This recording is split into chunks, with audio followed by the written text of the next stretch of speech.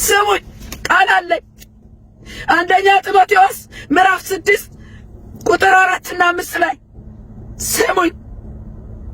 ይሄ ለነብዩ እዩ ጭፋ ነው። ስሙኝ፣ እኔ በቃሉ ነው የምሞግት፣ በጳውሎስ ነው የምሞግት፣ በሰውኛ አይደለም። ቃሉ ይፋረደኝ፣ የእግዚአብሔር ቃል ይፋረደኝ፣ ጳውሎስ ይፋረደኝ። እንደዋረዳችሁን ገበናችሁን እንኳን በአደባባይ ምን አለ ዝም ብትሉ? ምን አለበት እዛው ምታረጉት ብታረጉ? ምን አለበት ትውልድ ባይሰናከል? ምን አለበት እኛ ወንጌል ብንሰራ? እንዴት ሆነን ወንጌል እንስራ? እናንተ እንዴት ሆነን ቀና እንበላው? እንዴት ሆኖ ክርስቶስ እንደዚህ ሲሰደብ፣ ክርስቶስ እንደዚህ ሲናቅ? እኔ ምን አልኩ መሰላችሁ? ምን ነው በቀደመው ጊዜ ጌታ ሆይ በነዛ በታታሪዎቹ ጊዜ በነዛ ጽኑ በሆኑት በቀደሙት ክርስቲያኖች ዘመን እኔን አብሬ በዛን ጊዜ ባስነሳኝ ኖሮ ምን ነው በዚህ ትውልድ መሃል ባልሆንኩ ኖሮ ነው ያልኩት። ምን ነው ዘንድሮ ቤቴ ባልሆንኩ ኖሮ ነው ያልኩኝ። በእውነት ነው የምላችሁ፣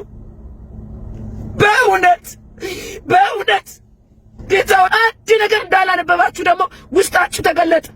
በተለይ ነብዩ እዩ ጭፋ አይ አም ሶሪ ግን መጽሐፍ ቅዱስ የሚባል አንብበህ አታውቅም። አንድ ነገር ለማድረግ ሞክሬ ነበረ። የሆነ ውስጤ የሆነ ስጋት ገብቶ ስለነበረ በታይሙ ፕሮፌት እዩ ጭፋን ለማግኘት ገና መግለጫ ሳይወጣ በተደጋጋሚ ሞክሬ ነበረ። በወዳጆቹ በኩልም አስሞክሬ ነበረ። ፐርሰናሊ ፕሮፌት እዩ ጭፋን ማግኘት አልቻልኩም።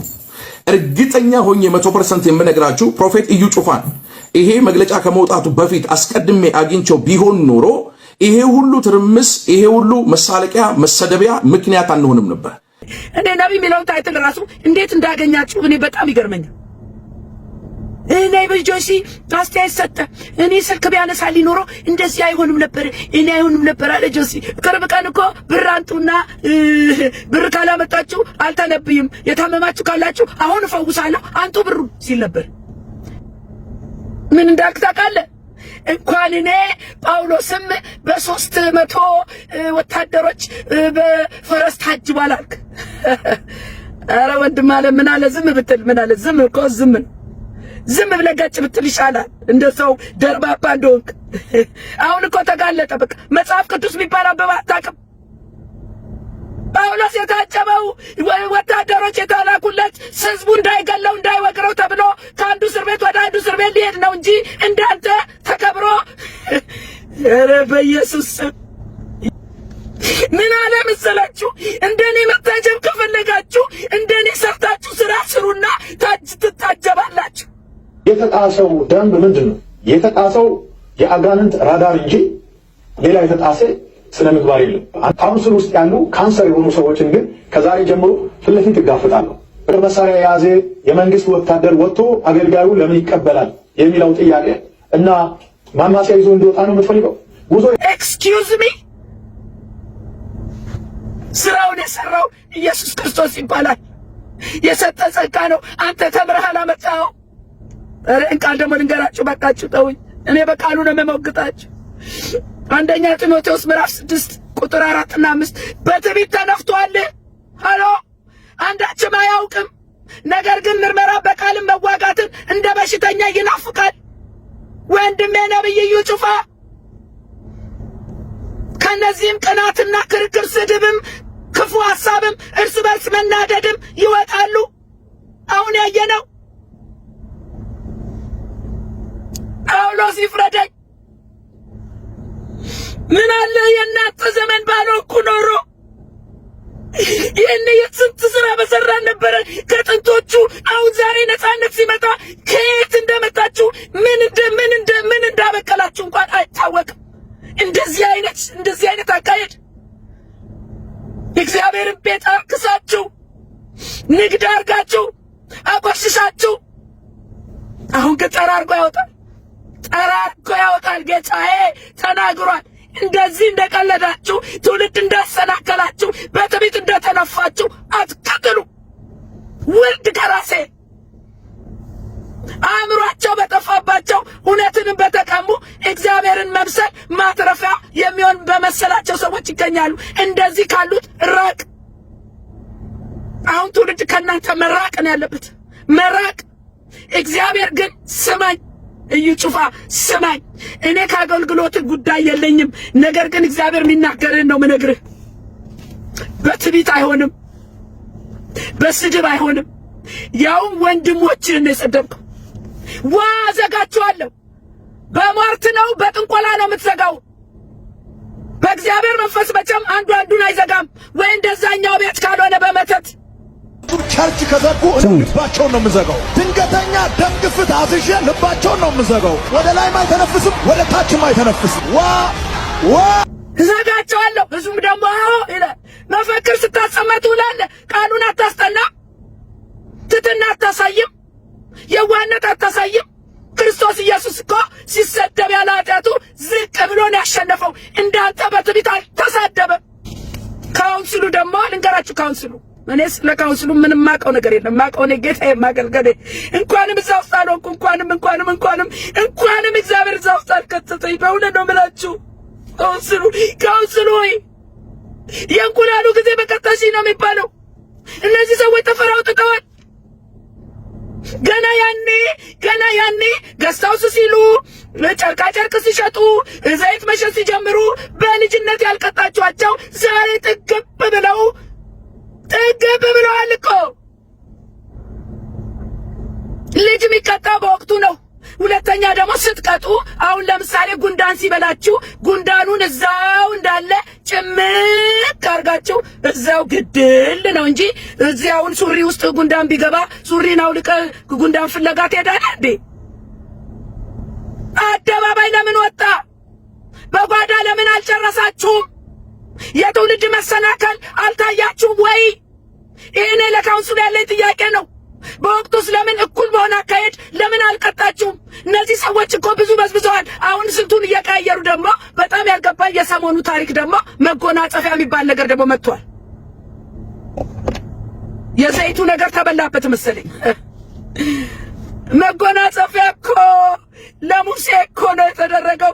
ሙሴ ከተራራ ላይ ሲወርድ አይኑን ማየት አይቻልም ነበር። ከእግዚአብሔር ኃይል የተነሳ ከቅባቱ የተነሳ ከክብሩ የተነሳ ሙሴ ላይ መጎናጸፊያ ተደረገ፣ ጨርቅ ሸፈነ ይላል። ደግሞ አሁን መጎናጸፊያ ብላችሁ አመጣችሁና ልትበዘብዙ ህዝቡን። በኢየሱስ ስም የገንዘብ መውደድ መንፈስ ዛቴዎስ 7:22 እና 23 ስማኝ፣ የሚመጣውን ነገር ስማኝ ብቻ። እኔ ንስሐ ብትገባ በጣም ደስ ይለኛል። በጣም እንደ እህት ነው የምመክርህ፣ እንደ እህት። ይሄ ነገር አያስኬድም። በዚያች ቀን ብዙዎች ጌታ ሆይ በስምህ ትንቢት አልተናገርንምን? በስምህ አጋንንት አላወጣንምን? በስምህስ ብዙ ተአምራት አላደረግንምን? ይሉኛል።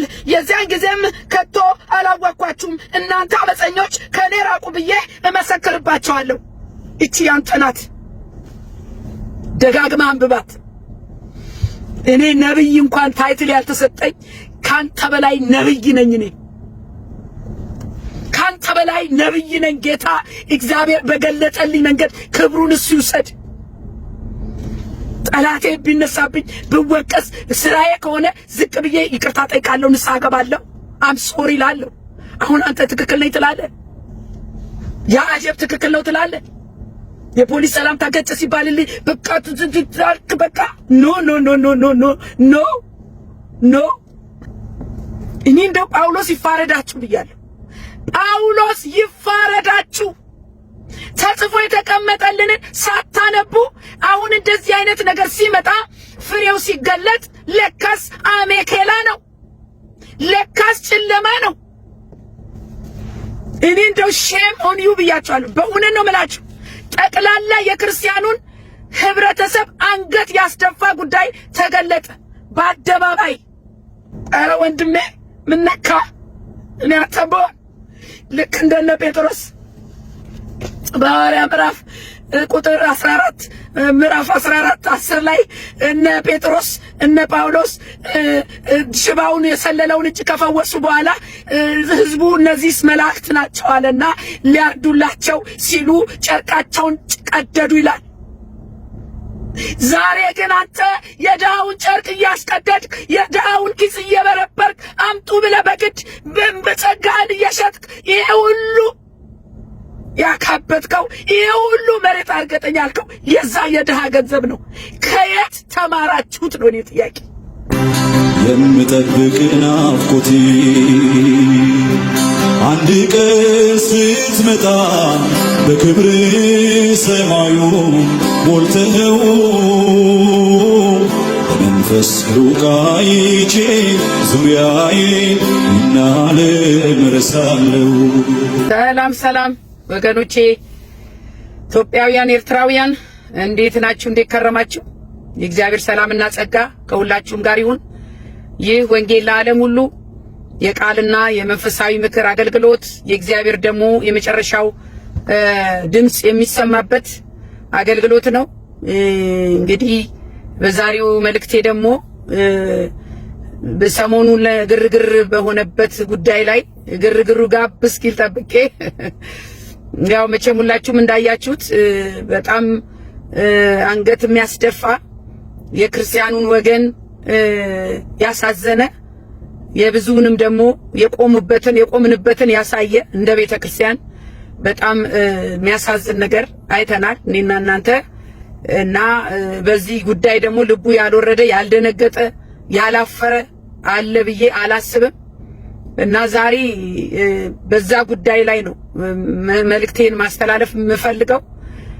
ለምን ብትሉኝ ብዙ ተባለ፣ ብዙ ተነገረ፣ ብዙ አስተያየት ተሰጠ፣ ብዙ ከወዲያ ከወዲህ መፍትሄ የሚመስል ግን የባሰ የሚያቀባባ ነገር አንዱን ካንዱ የሚያበላሽ አስታራቂነት የሌለው ሰላም የማያመጣ አንዱ ባንዱ ላይ የነበረውን ጥላቻ ክፋት እንደውም በጣም በሚያሳፍር ሁኔታ ወደ ፖለቲክስ ወደ ዘረኝነት ተቀላቅሎ በጣም የሚያሳፍር ነገር አይተናልና ያ ግርግር አሁን ገና ያልተቋጨ ቢሆንም ከነበረው አንፃር ጋብ ብሏል።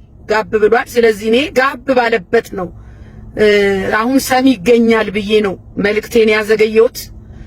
መልእክቴ የእግዚአብሔር መልእክት ነው፣ ከእግዚአብሔር ነው ይሄ መልእክትና በጣም የሚያሳዝነው ነገር የስጋ ፍሬ ነው የተገለጠው በዚህ ጉዳይ ላይ። የስጋ ፍሬ ምን ያህል በስጋ እንደምንመላለስ ነው የታየውና እንደ ቤተ ክርስቲያን ደግሞ የት ጋር እንደቆምን ራሱ ስርዓቱ እንዴት እንደተበላሸ በጣም የሚገርማችሁ ነገር በዚህ በእፎይ ጉዳይ ላይ ሐሳብ በሰጠው ጊዜ ይሄ ነገር ታውቆኛል። እግዚአብሔር ነው እንግዲህ በውስጣችሁ መልእክት የሚያስቀምጠውና ምን ብዬ ነበር? በአጠቃላይ የቤተ ክርስቲያን ስርዓቷ ተበላሽቷል። አሁን ቤተ ክርስቲያንን እናጽዳ ብለን ብንነሳ ምኑን ከምኑ እናደርገዋለን? ጤፍና አሸዋ አብሮ የተቀላቀለ ነው የሚመስለውና ሲስተሙ መቀየር አለበት ስል ነበረ።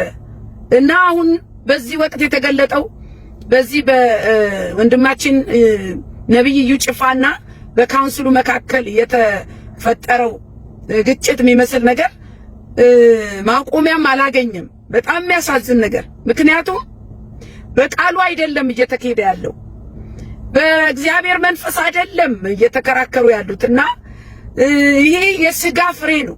የስጋ ፍሬ የሚገለጠው ያው በቁጣ በክርክር በስድብ ከኛ በማይጠበቅ ነገር ማለት ነውና እዚህ ያዕቆብ 4:1 ላይ በእናንተ ዘንድ ጦርና ጠብ ከወዴት ይመጣሉ? በብልቶቻችሁ ውስጥ ከሚዋጉ ከነዚህ ከምቾቶቻችሁ አይደለምን ይላል። ስለዚህ ይሄ የምናየው ነገር በሙሉ ካልተገደለ ስጋ ከስጋ ማንነት የመጣ ነው። መንፈሳዊነት የሌለበት ነገር ነው የመጣው ያየነው። አሁን ያምልኮ መልክ አላቸው፣ ኃይሉን ግን ክደዋል ነው። እና ደግሞ ይሄ የመጨረሻው ዘመን ፍሬ ነው የተገለጠው።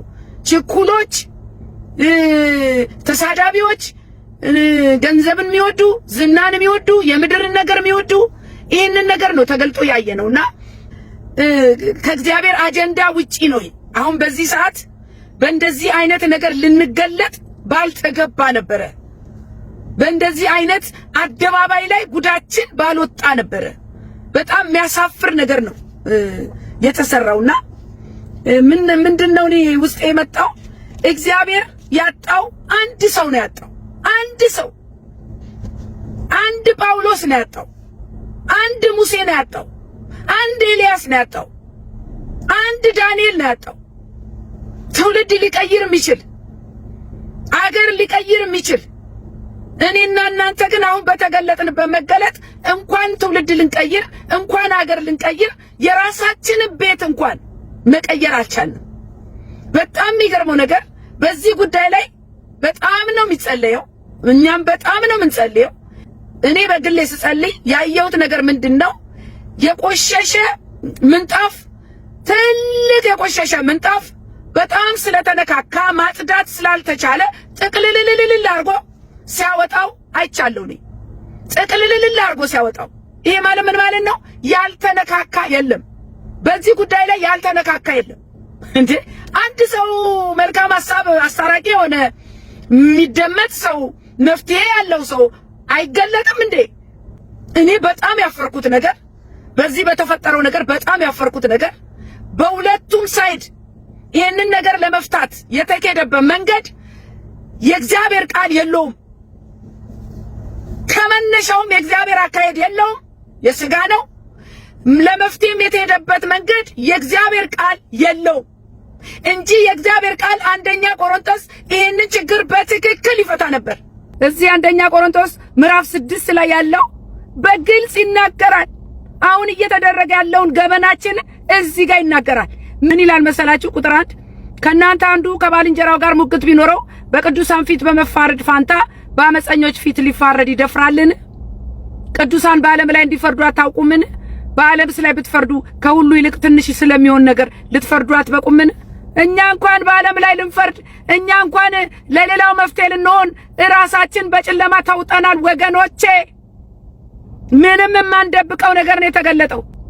ነገር ግን ወንድም ወንድሙን ይከሳል፣ ይህም በማያምኑ ፊት ይደረጋል። ይህች ናት የምታንገበግበው ነጥብ።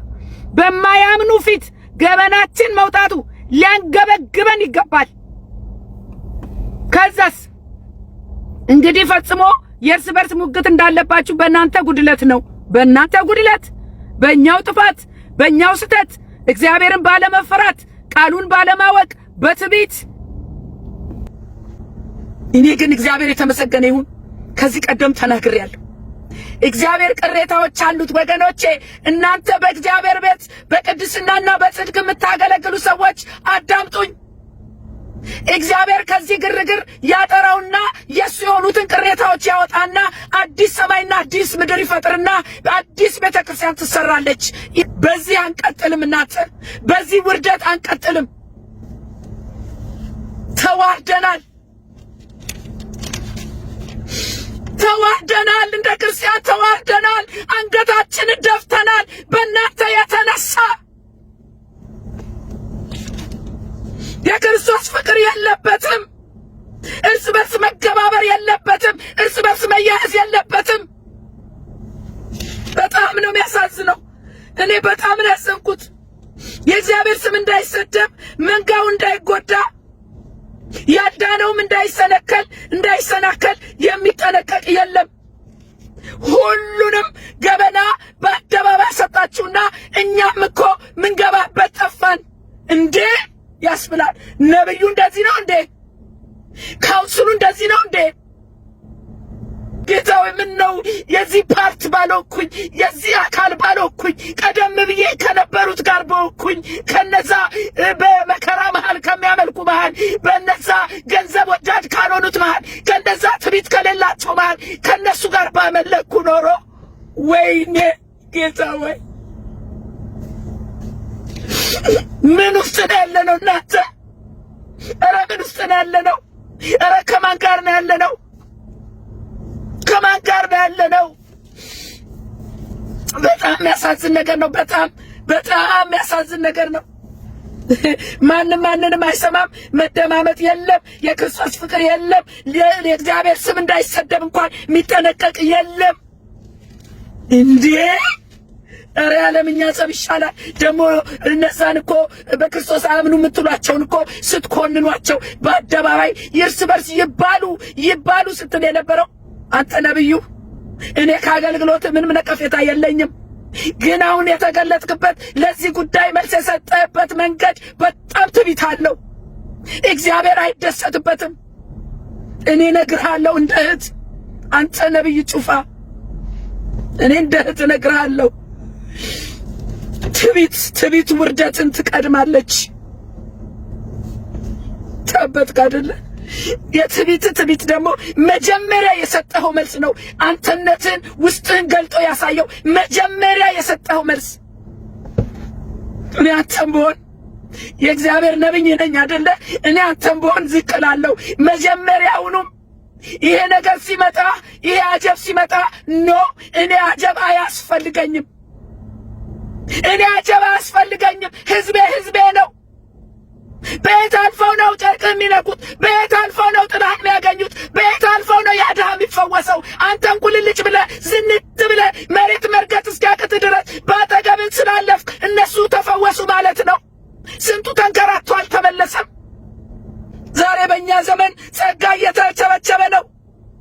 ካልከፈልክ ፈውስ አታገኝም፣ አትገለገልም እየተባለ በአደባባይ በግልጽ ድሃው ሲዘለፍ ሲበረበር የት ነበራችሁ? እናንተ ካውንስለሮቹ የት ነበራችሁ?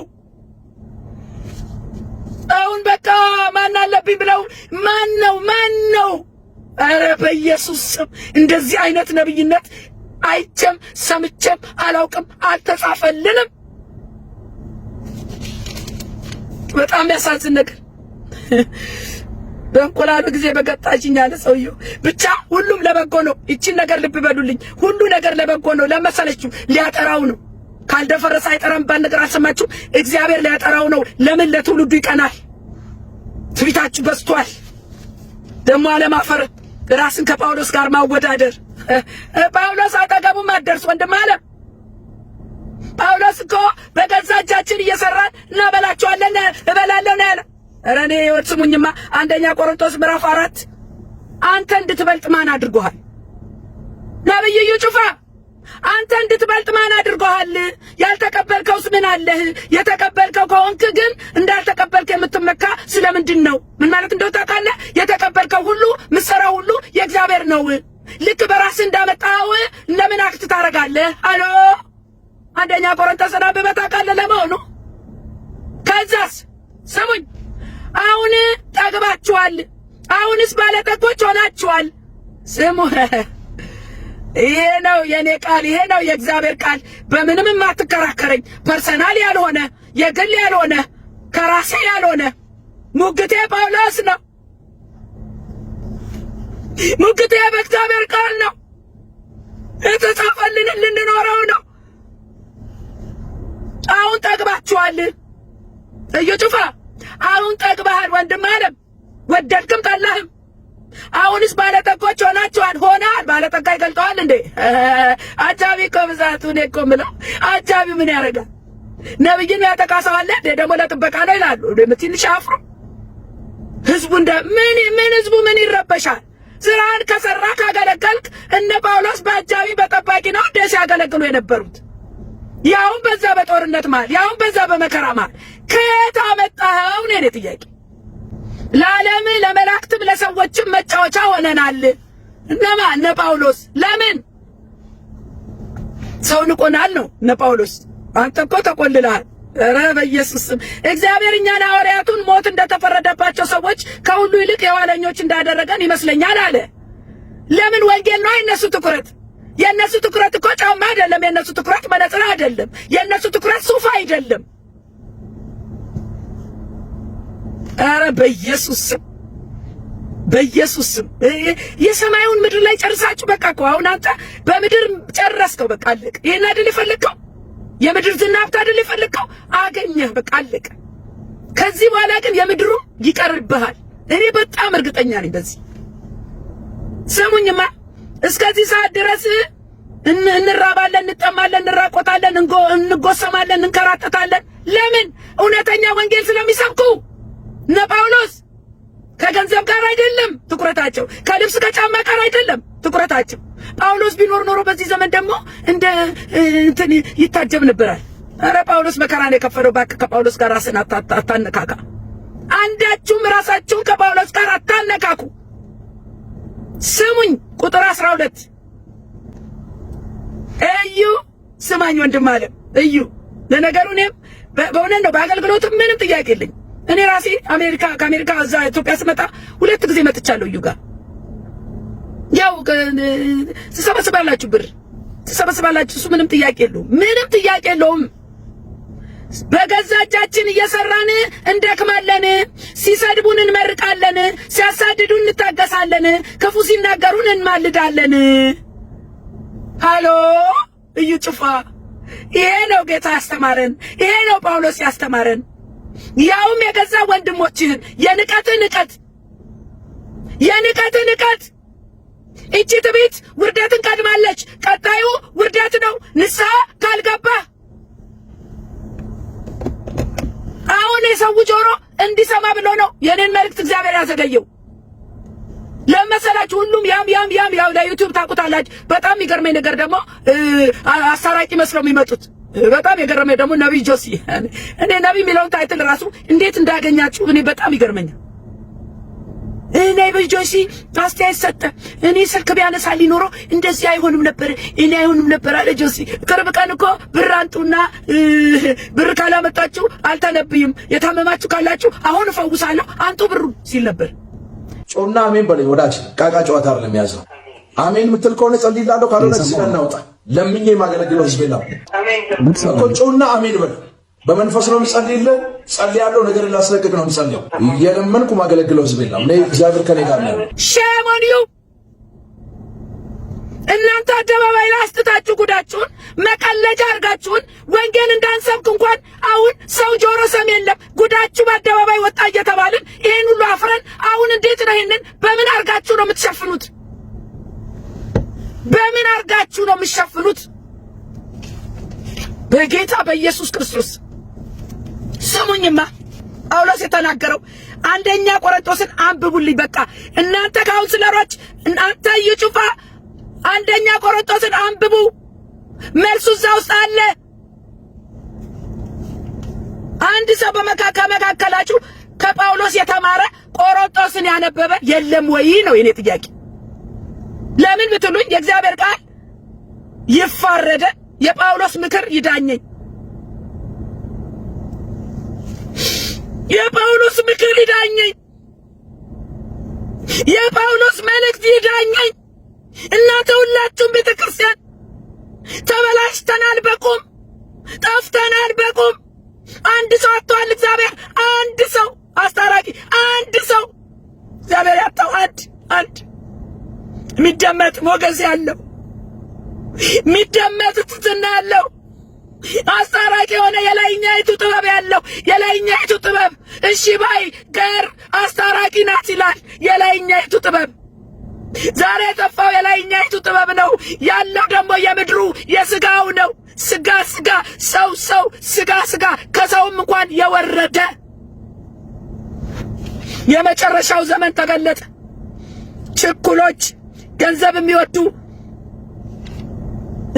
ክብር የሌላቸው ለተድላና ለምቾታቸው የሚሮጡ ይሄን ተገለጥክበት ወንድም ማለት ምንም ልሸፍነው ማትችለው ነገር እኛ ዛሬ ተለያይተናል ተበጣጥሰናል ስለዚህ እንደሚገባ እየኖርን አይደለም ማለት ነው ደግሞ አዲስ ሰው መልእክት ሲያመጣ እኮ እረባካችሁ ወዴት እየሄድን ነው ሲባል እኮ ጆሮ የሚሰማ የለም እናንተ ምን ሆኖ ነው ጆሮአቸው የተደፈነው ይህ እንዴት ነው ያልገባን ቤተክርስቲያን ተበላሽታለች እናንተ ከላይ ያላችሁ የምታረጉትን አርጉ ቤቱ ይጽዳ በጣም ነው ያዘንኩት በእውነት ነው የምላችሁ በጣም አዝኛለሁ ነገር ግን ወንድሞች ሆይ ሁላችሁ አንድ ንግግር እንድትናገሩ በአንድ ልብና በአንድ ሐሳብ የተባበራችሁ እንድትሆኑ እንጂ መለያየት እንዳይሆን በጌታችን በኢየሱስ ክርስቶስ ስም እለምናችኋለሁ አለ ጳውሎስ እኔም ዛሬ እለምናችኋለሁ እናንተ ሰዎች እናንተ ከላይ ያላችሁ እረኞች እናንተ ታዋቂዎቹ እናንተ ባለሱፎቹ በጌታ በኢየሱስ ክርስቶስ ስም ዛሬ እኔ እለምናችኋለሁ እንደ አንድ ትንሽት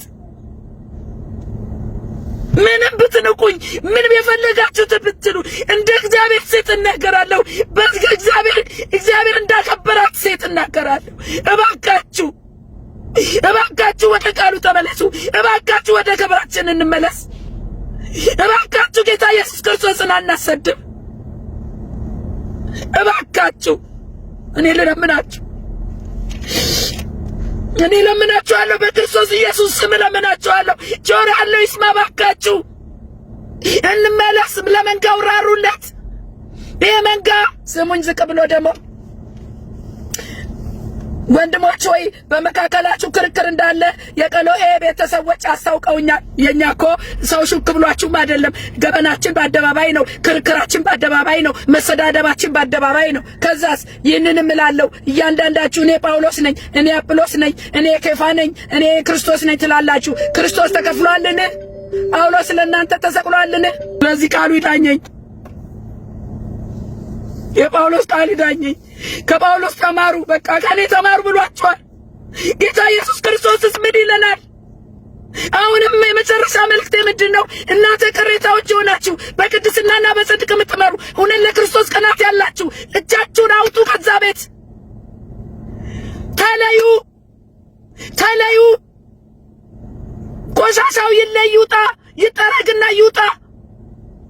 ዝም ብለን ተተረማምሰን አንዱ አንዱን እያቆሸሸ አንቀጥልም።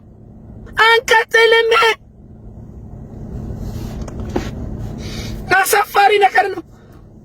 ደግሞ ቀጥላለሁ። መልእክቱ አላለቀም፣ ግን ያው በዩቲዩብ ሳስተላልፈው ስለሚቆርጥብኝ ከ35 ደቂቃ በላይ ያለውን ስለሚቆርጥብኝ መልእክቴን አልጨረስኩም። ግን ለዛሬ በቃ ይሄንን እላለሁ፣ እቀጥላለሁ። ይሄን መልእክት እግዚአብሔር በጣም በቃሉን የተናገረው ብዙ ቃል ሰጥቶኛል። እባካችሁ ጸልዩ፣ እግዚአብሔር ቤቱን እንዲያጠራ ጸልዩ። እነዚህ ሰዎችን ምህረት እንዲያደርግላቸው ጸልዩ። ወንድሜ እዩ ጩፋ ንስሐ ግባ፣ በእግዚአብሔር ፊት ንስሐ ግባ፣ በሕዝብ ፊት ንስሐ ግባ። አለበለዚያ ጸጋ መላጨት አለ። ከራስህ ከየትም አላመጣኸውም።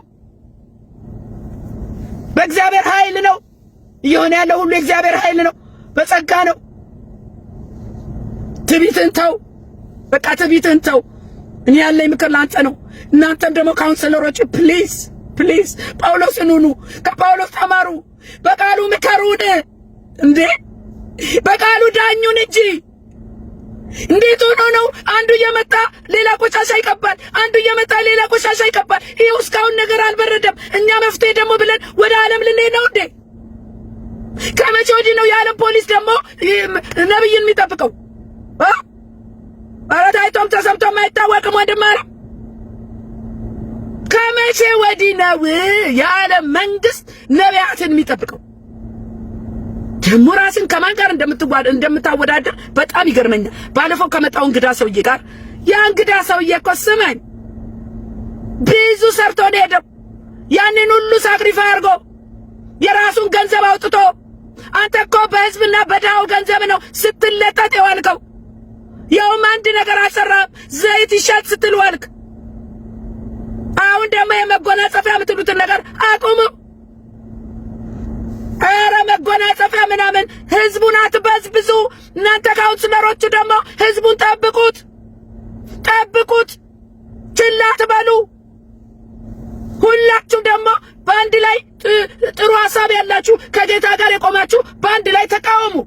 ነግበኔ ነው መሰለኝ ሁሉም አድፍጦ ቆሟል። አድፍጠዋል እኮ ነግበኔ ብለው አድፍጠዋል። ባለዘይቶቹ አድፍጠዋል። ደፍሮ ማን ይናገራል? ሁሉም ነው። ከሌለብህ አንተ ወንድም አለም ይሄ ነገር ትክክል አይደለም አትልም እንዴ? አሁን አይናገሩም፣ ጸጥ ብለዋል። ለምን? እነሱም ሻጮች ናቸው። ነገስ እነሱም ላይ ይነሱበታል። እንደውም እሱ ልክ ነው፣ እዩ ልክ ነው። እናንተ እዩ ልክ ነው የምትሉ ሰዎች እዩን እየጎዳችሁት ነው እንጂ እየጠቀማችሁት አይደለም። እዩ በአገልግሎቱ እግዚአብሔር የሰጠው ጸጋ አለ። ነገር ግን ትዕቢቱ ትክክል አይደለም። እኔ ይሄ ነው መልእክቴ። እቀጥላለሁ። ደግሞ በጣም ብዙ መልእክት ሰጥቶኛል በዚህ ጉዳይ ላይ። የሚቀጥለውን ፓርት እቀጥላለሁ። ጌታ ይረዳኛል። ወገኖቼ ፕሊዝ ሼር አድርጉት። ፕሊዝ ይድረስላቸው። ለነዚህ ለትልልቆች ሼር አድርጉት፣ ይድረሳቸው። ይስሙት፣ እስቲ ይስሙት። ራሳቸውን በዛ ውስጥ ቢያገኙት ይስሙት እላለሁ። እግዚአብሔር ግን በዚህ ሁሉ መሃል ጣልቃ ገብቶ ቤተክርስቲያንን ይፈውሳት፣ ወደ ክብራችን ይመልሰን። ከክብራችን ወርደናል፣ ተዋርደናል፣ አዋረዱን። ሰይጣን ገብቶ አመሰን በዚህ ሁሉ መሃል። በጌታ በኢየሱስ ክርስቶስ ስም መልካም ያድርግ ጌታ። ወደ ክብራችን ይመልሰን። ተባረኩ። ሼር አድርጉልኝ እባካችሁ። ወንጌል ለዓለም ሁሉ የቃልና የምክር አገልግሎት የእግዚአብሔር የመጨረሻው ድምጽ ነው። ሲሪየስሊ በቃ ጌታ ይረዳናል። ሁሉ ሰላም ይሆናል። እግዚአብሔር ይረዳናል። ተባረኩልኝ። ሻሎም። ቴንክ ዩ። የምጠብቅ ናፍቆቴ አንድ ቀን ስትመጣ በክብር ሰማዩ ሞልተኸው በመንፈስ ሩቅ አይቼ ዙሪያዬን እናለም እረሳለሁ። ሰላም ወገኖች ኢትዮጵያውያንና ኤርትራውያን፣ የእግዚአብሔር ጸጋና ሰላም ይብዛላችሁ። እህታችሁ ጸገነት ነኝ። ይህ ወንጌል ለዓለም ሁሉ የቃልና የመንፈሳዊ ምክር አገልግሎት ነው። ይህ መልእክት